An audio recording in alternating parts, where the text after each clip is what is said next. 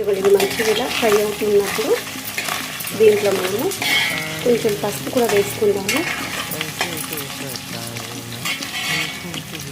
కొంచెం వేసుకుంటే సరిపోతుంది, ఎక్కువ అవసరం లేదు. ఈ యొక్క పన్నీర్కి మంచి కలర్ వస్తుంది, అందుకోసం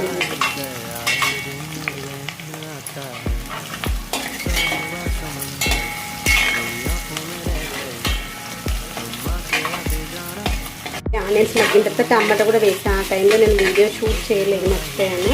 టమాటా కూడా వేసి అల్లం వెల్లిగడ్డ పేస్ట్ పసుపు కూడా వేసి మంచిగా మగ్గనిచ్చాను. ఇలా మంచిగా మగ్గేటప్పుడు దీంట్లో మనకి సరిపడా ఉప్పు కారం మసాలాన్ని వేసేస్తున్నాను. నేను రైస్ అనేటప్పుడు అసలు సాల్ట్ ఏం వేయలేదు కాబట్టి సాల్ట్, తర్వాత కారం, గరం మసాలా కూడా వేసుకున్నాను. కారం ఓన్లీ మనము పన్నీర్కి ఎంత పడుతుంది అంత మాత్రమే కొంచెం వేసుకుంటాం కదా.